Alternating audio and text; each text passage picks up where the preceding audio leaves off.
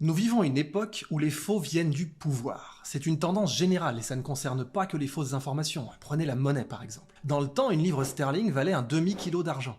Aujourd'hui, un demi-kilo d'argent vaut 200 livres sterling. Dans le temps, un dollar valait la peau entière d'un cerf. Aujourd'hui, la peau d'un cerf vaut 200 dollars. Et quitte à parler du dollar, nous avons passé le cap où la moitié de tous les dollars jamais imprimés dans l'histoire l'auront été dans les 20 derniers mois seulement. Évidemment, imprimer de la monnaie à tort et à travers, sans jamais devoir en supporter soi-même les conséquences, c'est beaucoup plus facile que d'industrialiser son pays, stimuler patiemment l'innovation technologique, développer des usines consommatrices nettes de déchets et rechercher le plein emploi. Nous vivons à l'ère de l'inflation et de la fausse monnaie. Le pouvoir est drogué à la facilité. Il ne peut plus faire machine arrière. Alors il a abandonné la vérité pour sa contrefaçon un peu ressemblante. Il a abandonné la monnaie rigoureuse pour des tombereaux de papier sans vertu. Et il a abandonné le réel pour le plus facile récit. Donc aussi vrai que le papier monnaie ne vaut plus rien de réel à notre époque, le papier information est complètement dévalué face à la réalité aujourd'hui. Il est beaucoup plus facile d'imprimer toute une planche de fausses nouvelles que de respecter rigoureusement la très exigeante charte de Munich, dont l'article 3 stipule qu'un journaliste doit dire la vérité et toute la vérité sans jamais dissimuler ce qui le dérange. Or, dissimuler ce qui les dérange, c'est bien sûr la méthode favorite des fact-checkers, celle de la demi-vérité. Mais le respect de la charte de Munich est la seule et unique frontière entre le journalisme et le terrorisme intellectuel. Donc à chaque fois que vous lisez un article, dites-vous bien que s'il ne respecte pas la charte de Munich, s'il met sous le tapis toutes les vérités qui le dérangent, c'est soit un journal à scandale plus à l'aise sur le fond de teint de Kim Kardashian que sur la réalité du monde, soit un acte de terrorisme intellectuel pur et simple. Mais le pouvoir sait aussi produire des fausses nouvelles frontales, directes, sans même passer par la subtilité de la fake news, qu'est la demi-vérité. On l'a bien vu avec la guerre de 2003 en Irak, qui s'est entièrement construite sur des mensonges du pouvoir. Mais pour prendre un peu de recul, goûtons quelques légendaires faux du pouvoir il y a déjà 108 ans, pendant la Première Guerre mondiale.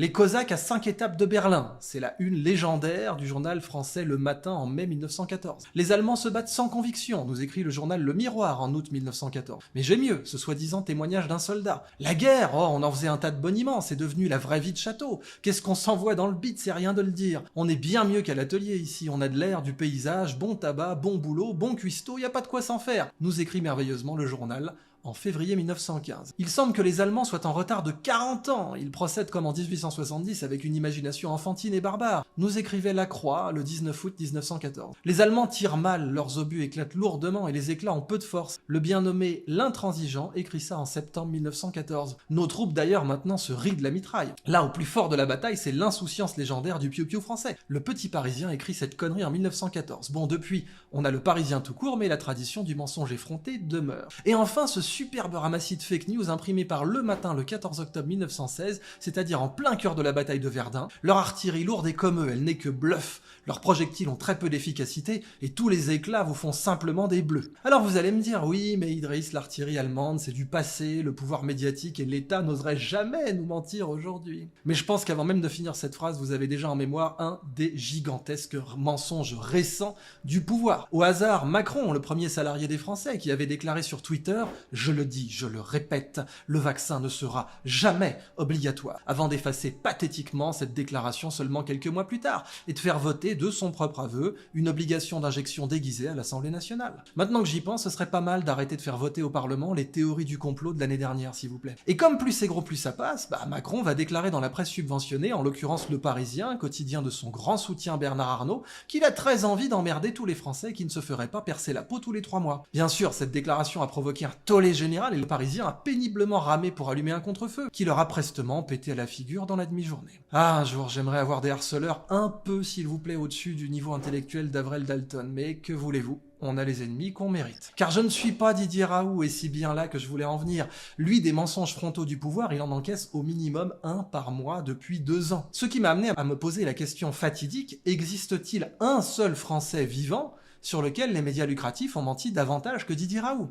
Il m'a fallu longtemps, mais alors longtemps, pour préparer cette vidéo, et je peux vous donner la réponse la plus catégorique qui soit. Non, un Français vivant sur lequel les médias lucratifs ont davantage menti que sur Raoult, ça n'existe pas. Et ce n'est même pas un concours serré en fait. Si vous recherchez qui peut occuper la 2e place, là, vous hésiterez entre le professeur Perron, ou le docteur Fouché, ou la généticienne Alexandra Orion-Claude, ou la députée Martine Vonner, ou le directeur de recherche Laurent Mukieli, ou la biotechnologiste Corinne Reverbel, ou la chercheuse Monique Plaza, ou l'actrice Béatrice Rosen, ou l'avocat Juan Branco, ou l'avocat Fabrice Divisio, ou son suprême baryton du barreau Massimo Bianchi.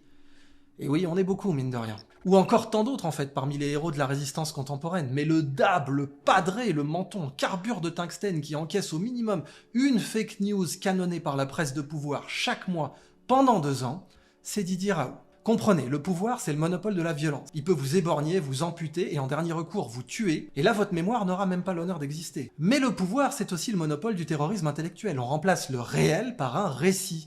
Et tout ce qui vient contredire ce saint récit doit être éliminé par tous les moyens possibles, en particulier le mensonge direct et le mensonge par omission, qui est, comme vous le savez, le plus immonde de tous. Le problème avec Raoult, cependant, c'est qu'ils en ont beaucoup trop fait. Du coup, leurs attaques sont complètement dévaluées, parce que comme le disait Talleyrand, tout ce qui est excessif est insignifiant. Une attaque contre le professeur Raoult, ça ne vaut plus rien, parce qu'ils ont beaucoup trop fait tourner la planche à fake news. Et quand je dis beaucoup, je veux dire beaucoup trop. Alors allons-y gaiement. De même que pour la vidéo sur Pfizer, vous vous souvenez, la société dont littéralement aucun des médias lucratifs n'a rappelé au public les milliards de dollars de condamnation pour charlatanisme, où là, je ne pouvais pas mettre tout le dossier, je ne réunis dans cette vidéo que les mensonges les plus énormes contre Raoult. Je remercie d'ailleurs toutes les personnes qui m'ont aidé à établir ce compendium des fake news brutales du pouvoir. Nous voilà donc partis pour 18 mensonges publiés dans la presse contre Raoult.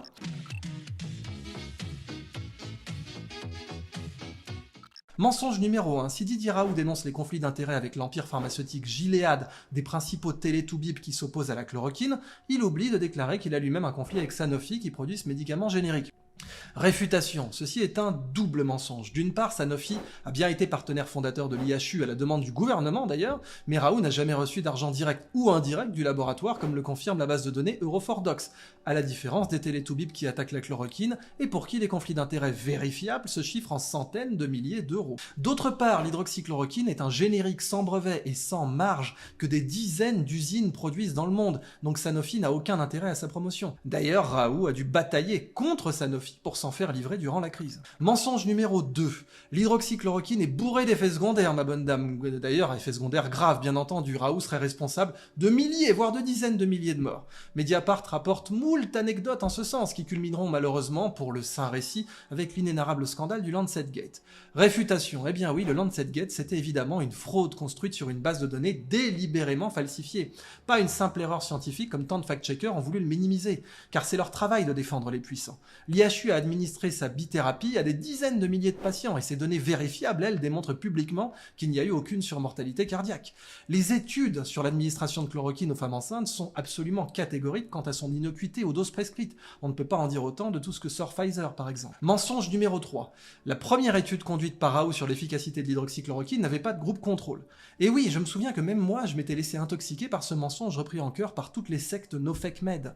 Mais réfutation maintenant. L'étude avait bien un groupe témoin à l'hôpital de Nice. Il n'était pas en double aveugle, rien de plus. Il aurait été immoral, bien entendu, d'administrer de l'eau sucrée ou n'importe quel autre placebo à des patients juste pour voir s'ils survivent quand même, c'eût été un parjure direct aussi au serment d'Hippocrate, ainsi qu'une contravention à la déontologie des essais médicaux. Entendez concrètement, les terroristes intellectuels en veulent à Raoult de ne pas être tombé dans ce piège, parce que s'il avait fait son étude en double aveugle, là, ils auraient pu l'abattre justement pour avoir donné des placebos à des patients à risque, et l'ordre des médecins s'en serait certainement régalé. Mensonge numéro 4. Les études médicales sans double aveugle ne sont pas fiables. L'étalon or reste l'étude randomisée en double aveugle multicentrique. Là aussi, même moi, dans les cours de mon master de biologie à la faculté de médecine de Paris-Descartes, donc censée être prestigieuse, j'avais été entraîné dans cette croyance, qui s'avère complètement fausse. Réfutation en effet. Les études en double aveugle randomisées, parce qu'elles coûtent effectivement très cher à réaliser et créent une barrière d'entrée considérable, sont toujours favorisées par l'industrie pharmaceutique, pour en avoir le quasi-monopole.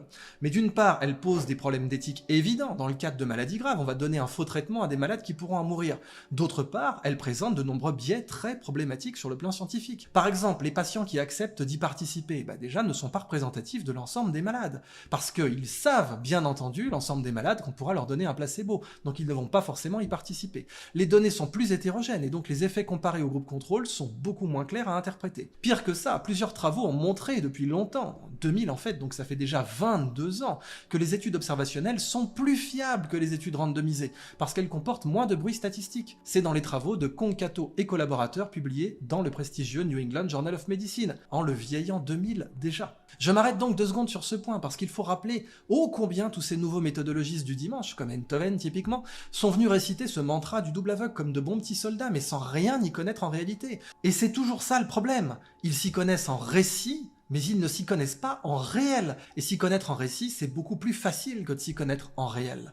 En fait, la plupart des traitements utilisés en infectiologie ont été validés par des études observationnelles. Mais exiger un double aveugle multicentrique, c'était garantir qu'aucun petit laboratoire ne pourrait proposer de solution. Et pour enfoncer le clou, une étude multicentrique réalisée en double aveugle par la docteure Maya Cortés et son équipe au Mexique avait observé qu'un médicament homéopathique était plus efficace que le placebo et même que le Prozac sur la dépression. Mais là, soudainement, le double aveugle est plus si génial que ça, puisqu'on lui a demandé de bien vouloir rétracter son article sans aucune raison valable selon le professeur de médecine Michael Frass du CHU de Vienne.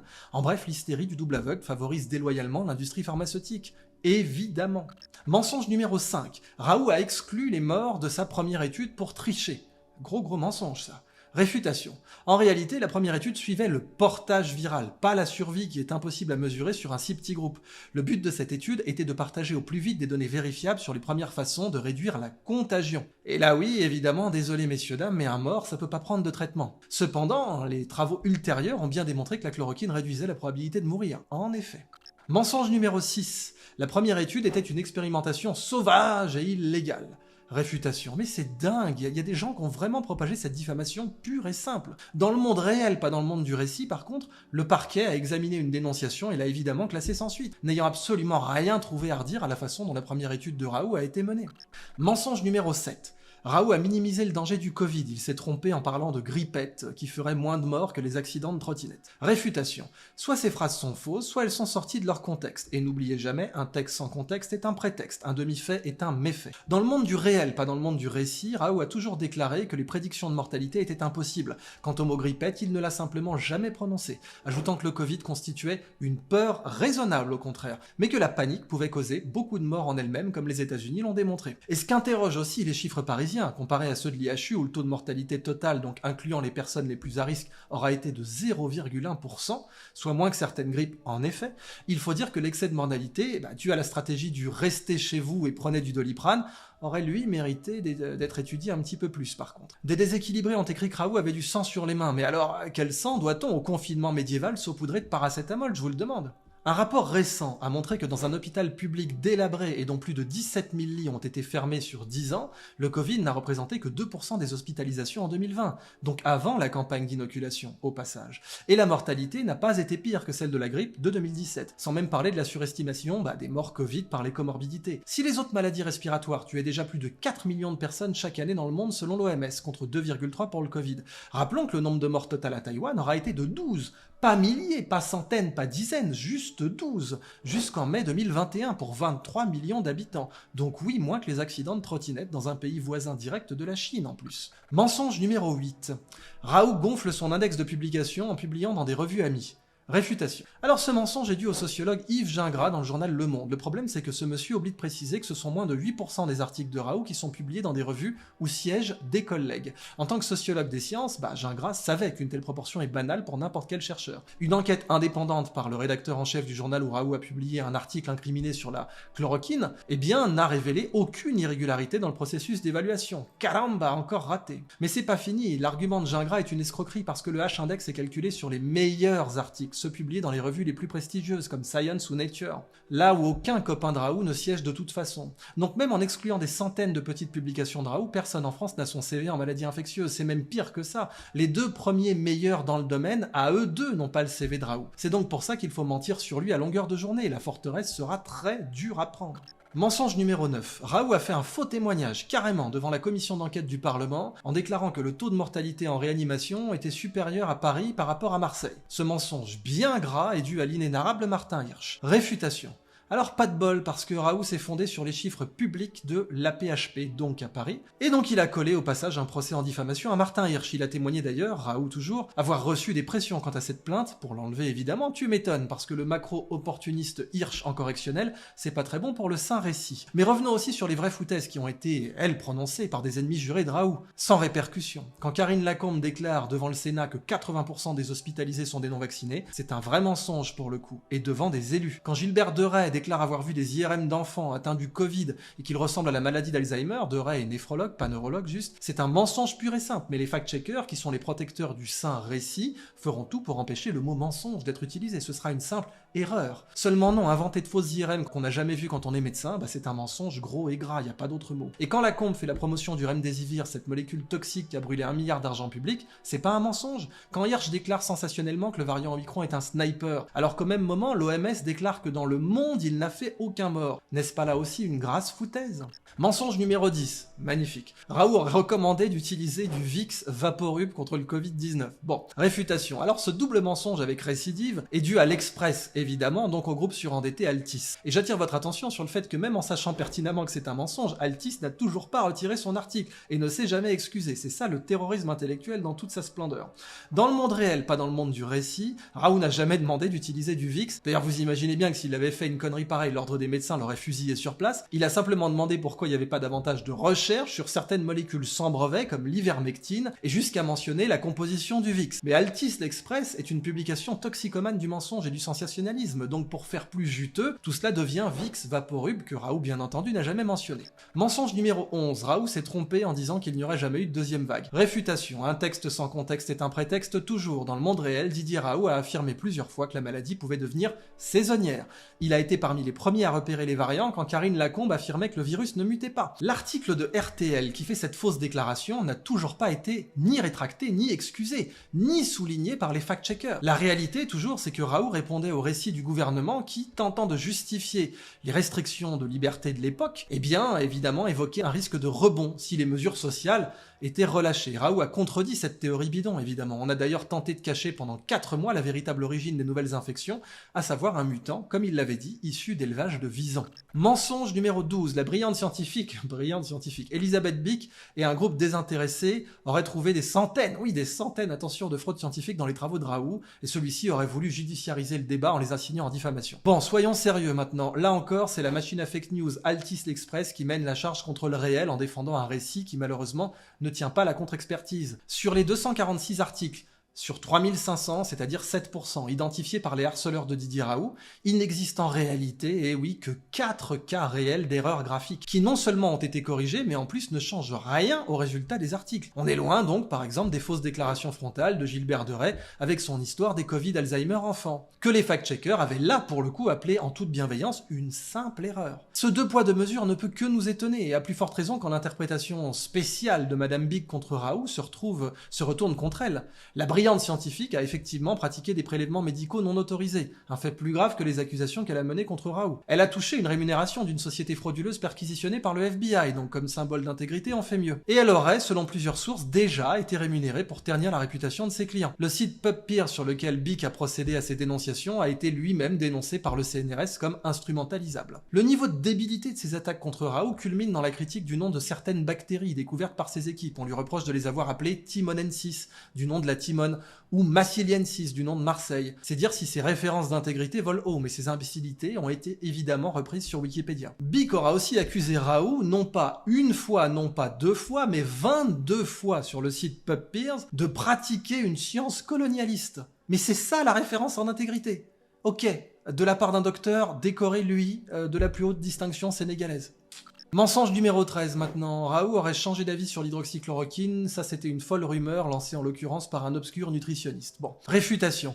Non, Raoult n'a jamais admis que la chloroquine était inefficace pour réduire la mortalité, jusque ses premières études ne concluaient que sur le portage viral, ce qui est tout à fait exact, et n'avait pas assez de patients pour tirer cette première conclusion. Je serais malhonnête de ne pas mentionner que même le journal du dimanche, là pour le coup, a eu le courage de débunker ce mensonge contre Raoult.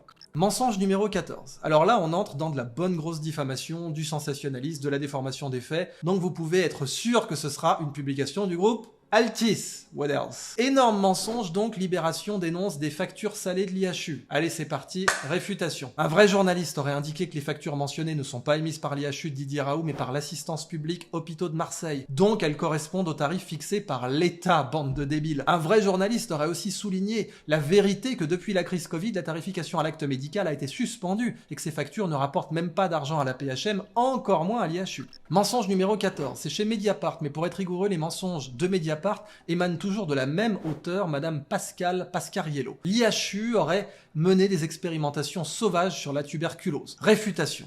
On recycle donc en 2021 le même récit et la même dénonciation qui avait été classée sans suite en 2020, mais place au réel maintenant. Didier Raoult n'a rien à voir avec cette histoire. Des médecins de l'IHU ont traité effectivement des patients tuberculeux en 2017, mais n'ont réalisé aucune expérimentation. Un vrai journaliste n'aurait pas confondu traitement et expérimentation. Un vrai journaliste n'aurait pas tenté de salir Raoult sur cette fake news en or massif. Pas d'excuses à ce jour. Mensonge numéro 15. Non contente d'avoir violé la charte de Munich, Pasquariello récidive dans Mediapart, Raoult serait lâché par ses équipes qui dénoncent rien moins qu'une falsification des tests PCR dans sa toute première étude sur la chloroquine. Réfutation. Le chercheur Philippe Frogel va immédiatement accuser Mediapart de manque de professionnalisme et il aura bien raison. Le mensonge publié dans ce journal est basé sur une mystification pure et simple concernant la façon dont fonctionnent vraiment les tests PCR. Mais au-delà, l'article tente d'ouvrir une polémique avec 12 mois de retard, car entre-temps, ce sont 303 publications scientifiques à comité de lecture qui sont librement disponibles et analysées collectivement sur des sites indépendants, comme par exemple hcqmeta.com, qui conclut en toute rigueur scientifique, écoutez, la probabilité qu'une molécule inefficace ait produit par hasard les données observées dans ces études est de 1 sur 1 million de milliards. On est loin des fraises tagada du biologiste improvisé Raphaël Enthoven. Ajoutons que la chloroquine est médicament prescrit tous les jours contre la Covid-19, non pas dans quelques pays, mais dans la majorité des pays membres des Nations Unies. Ça, c'est le réel, pas le récit, qui nous amène à démontrer d'ailleurs un mensonge de plus. Mensonge numéro 16. Bruce Toussaint déclare que tous les essais ont démontré que l'hydroxychloroquine n'était pas efficace, ce qui explique que Raoult soit accusé de fraude. Réfutation. Toussaint ment, car il ne pouvait ignorer que l'on était déjà, à l'heure où il parle, à 303 études scientifiques, et donc à une probabilité que les effets observés soient causés par une molécule inefficace inférieure à une chance sur 1 million de milliards. Ce qui est d'ailleurs très au-dessus de la plupart des molécules prescrites, toutes maladies confondues. Si Toussaint avait raison, il faudrait réécrire tout le Vidal, mais avec des si Toussaint avait raison, on met Marseille en bouteille. Pire, Toussaint oublie déloyalement et en contravention directe de la charte de Munich de souligner que les essais Recovery et Discovery sur la chloroquine n'ont jamais été menés à leur terme scientifique. Le premier essai était sous-dosé et a été interrompu par le Lancet Gate, l'autre était surdosé 4 fois, ce qui est gravissime sur le plan déontologique et confine tout simplement au crime, et aucun ne testait le protocole Raoult incluant l'azithromycine. Malgré cela, les deux essais observaient un effet de plus de 20% sur la réduction de la mortalité. Étrange. Mensonge numéro 17, Toussaint toujours. Dire que Bill Gates possède une influence majeure et illégitime sur l'OMS est un dérapage complotiste. Réfutation. Là, il est tout à fait factuel que M. Gates, qui n'est pas un scientifique et pas un élu non plus, possède la plus large influence financière cumulée sur l'OMS via sa fondation familiale et la fondation Gavi qu'il a créée et dotée. Arte avait d'ailleurs intitulé un reportage de 2017 sur le sujet « L'OMS dans les griffes des lobbyistes », quand la prestigieuse École de guerre économique avait également rapporté cette influence dès 2014. Aucune excuse n'a été faite au professeur Raoult à ce jour. Mensonge numéro 18. Enfin, l'ordre des médecins a condamné Raoult pour prescription illégale de l'hydroxychloroquine. C'est entièrement faux. Raoult n'a reçu qu'un blâme pour sa communication publique, en particulier avec ses collègues, communication jugée donc trop peu confraternelle. Mais on se demande ce qu'a à dire l'ordre des médecins quand le professeur Raffi de Nantes l'appelle pour le menacer de mort au téléphone, quand Gilbert Deray invente des IRM d'Alzheimeriens chez les enfants, ou quand une bande de harceleurs diffame Raoult purement et simplement en le traitant de charlatan, voire en disant allons-y qu'il a du sang sur les mains. Et puisqu'ils osent tout, les mêmes qui n'avaient pas réagi aux menaces de mort contre Raoult, se déclarant victimes collectives de menaces. Dans Altis l'Express, évidemment, quand on veut du fumier, on va à la porcherie. Alors, en définitive, qui est Didier Raoult, pour de vrai? C'est le chercheur le plus cité au monde en maladies infectieuses, c'est aussi le co-auteur de plus de 77 brevets biotechnologiques, avec des applications aussi variées que les maladies tropicales, l'immunologie, la cancéro ou la lutte contre le bioterrorisme. Cet homme a sauvé plus de vies, directement ou indirectement, que la totalité des télétoubibs qui ont propagé des mensonges, parmi les plus abjects, contre lui. Et quand il ne brevette pas des méthodes de détection de vecteurs bioterroristes, il trouve aussi le temps de poser des découvertes assez fondamentales pour secouer toutes nos connaissances sur les origines du vivant, avec son identification des virus géants en général. Quant à ceux qui l'attaquent, ils utilisent toujours les mêmes méthodes sales. Découper la vérité un jour, sortir du contexte l'autre jour, mentir caché sans pitié le lendemain, calomnier, il en restera toujours quelque chose. Et la loi de Brandolini est formelle. Il faut au moins 10 fois plus d'efforts pour réfuter la foutaise qu'il n'en faut pour la produire. Et comme les harceleurs de Raoult sont nombreux, il m'a fallu à moi plus d'1 mois pour produire cette vidéo, et grâce à l'aide de bénévoles que je salue encore. En fait, Raoult a été tellement diffamé en bande organisée qu'on pourrait l'établir comme unité de mesure de la résistance aux mensonges. Et oui, on crée comme ça des unités de mesure spéciales. Par exemple, un Warhol, c'est 15 minutes de célébrité. Ce qui fait que Leonardo DiCaprio, qui est célèbre depuis environ 28 ans, mesure 1 méga Warhol. Rocco Siffredi a eu autour de 5000 partenaires sexuels. D'après un sondage Ipsos de 2015, le français moyen peut revendiquer autour de 2 milli-Siffredi. Moderna et Pfizer gagnent $1000 par seconde grâce aux inoculats. Du coup, un instituteur à 1600 € brut brut mensuel gagne 0,6 microvax. En physique, un watt, c'est un joule par seconde. Et en radiobiologie, un sievert, c'est une dose de radiation équivalente à 1 joule par kilo. On est à peu près sûr de mourir à 5 sieverts, par exemple. Eh bien, le Raoult, c'est la capacité à rester debout, digne et productif, avec au minimum un mensonge par mois pendant 2 ans. Et en plus, ce sont des mensonges qui sont rediffusés, récupérés, amplifiés par des médias lucratifs sans aucun scrupule, qui ne s'excusent jamais. Mais Raoult est toujours là. En comparaison, sur moi, vous savez que ce sont toujours plus ou moins les mêmes mensonges qui tournent en boucle depuis 2016. J'ai imprimé mes 3 doctorats dans une cave obscure avec ma panoplie du petit imprimeur. J'ai jamais été invité à Stanford au département de mathématiques. Je n'ai jamais été stagiaire en neurosciences au Collège de France et à Cambridge. Encore moins 2 fois, vous imaginez bien. Et allez, on peut rajouter quelques délires plus récents. Je travaille pour Xi Jinping, pour Macron, si. Pour le Maroc, pour l'Algérie, pour les sionistes ou pour Vladimir Poutine. J'ai pas encore vu la CIA, ni les Raéliens, mais ça devrait pas tarder. Mais alors donc, disons sur moi, vous avez 8-9 gros mensonges en 6 ans. Ça ne fait que 125 milli-Raoult. Voilà ce que je vaux. Je conclus donc par ce théorème que nous méritons bien d'avoir démontré ensemble. Il n'existe aucun Français vivant sur lequel on a déversé plus de mensonges publics différents que Didier Raoult. Aucun Français vivant n'a été autant calomnié, diffamé, couvert de mensonges acharnés et sans scrupule du pouvoir. Et pourtant Didier Raoult est toujours là, plus combatif que jamais. Réfléchissez à ça. Parce que moi, j'y réfléchis beaucoup.